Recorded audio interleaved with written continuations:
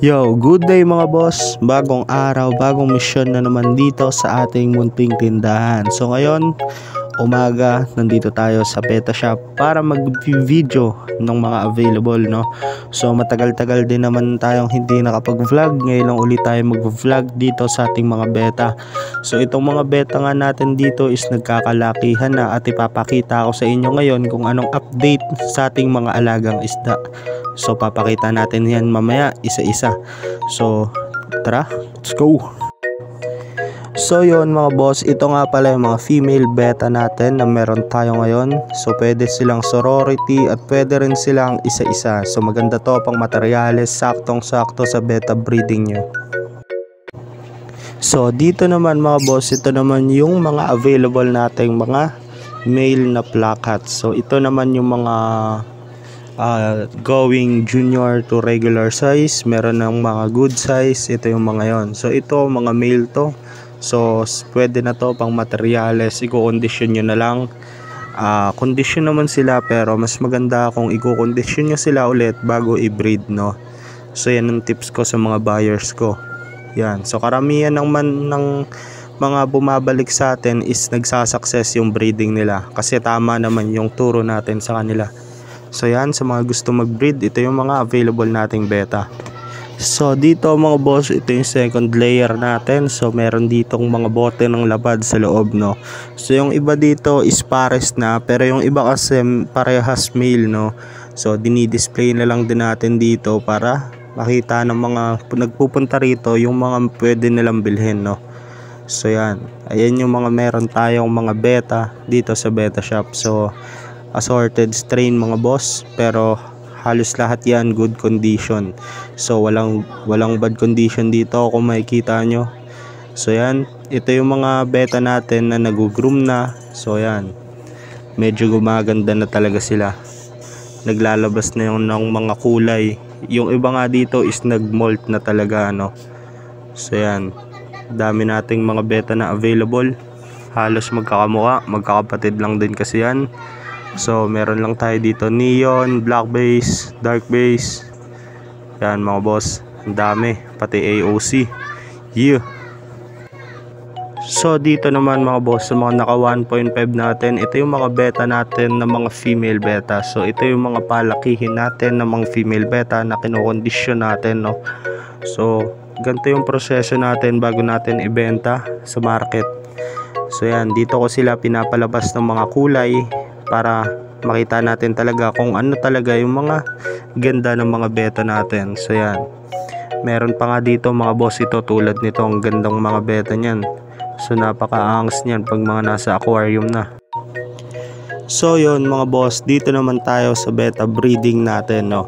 So itong binibreed nating mga beta is 6 pairs to. So halos lahat dito is successful. So yan, so basic lang naman mag-breed ng beta. So kailangan nyo lang ng water quality, so tamang tubig at kondisyon ng mga breeders nyo.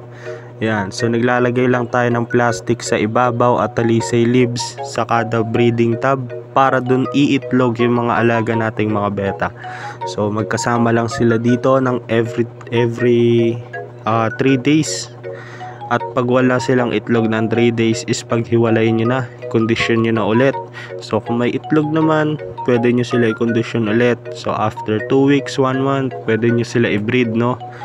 So yan, basta tamang pagkain lang mga boss, iitlog at iitlog ang ating mga beta. So yan, napakadali lang mag-breed. Kaya kung sa inyo, kung gusto nyo mag-breed, umpisahan nyo na ngayon, dahil malapit na yung magandang panahon sa mga beta, no. So yan, so pagdating ng summer, maraming maghahanap ng mga breeders kasi nila.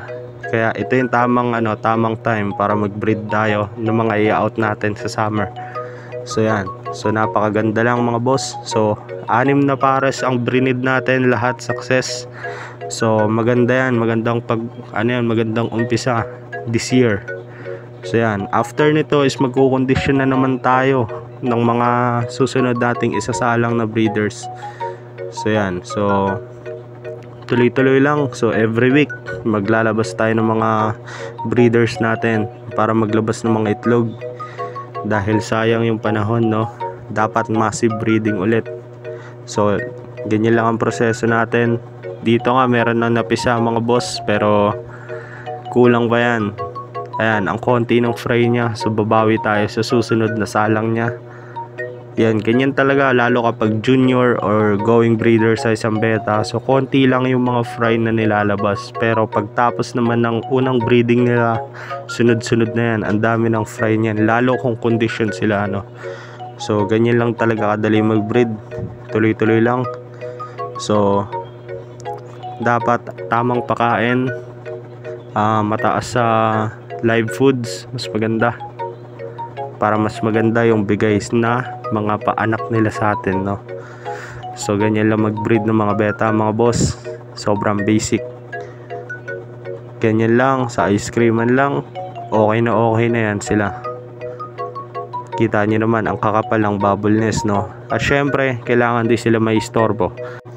So yon mga boss, tignan nyo tong itong pares ng beta dito na pang out natin. Ayan, isa tong pares ng Hellboy. So yan, ang labo ng camera Ayan, may kita nyo yung belly ng female is puti na. So anytime na ibibreed natin yan, kunyari nabili na yan tapos ibibreed, anytime mga boss, pwede mag-drop ng egg yan. Parang sasabog na yung mga tiyan nila. So dito meron din ayan kaso ito palakihin pa to pero maganda rin to pang materyales yung mga yan. So mga pang out natin yan ng mga beta. So maganda pang materyales yan kasi kondisyon na sila. Yun lang. So dito naman mga boss, meron pa tayo ditong mga iilan na mga neon beta. So yan. So dito kasi yung iba dito di ko pa talaga ma-gender, no. Ayan, kaya ang mura natin to ina-out. Yan, mga palakihin pa. Pero yung mga sure tayo na male is naka-display na rin sa kabila. So yan, ito yung mga mabagal pa lumaki. Yan, bata pa kasi. Tapos dito yan, mga cellophane. Yan, mga fancy yan, mga puti. So may mga karga rin yan mga boss kahit ganyan yan. So yun lang, maraming salamat sa inyo.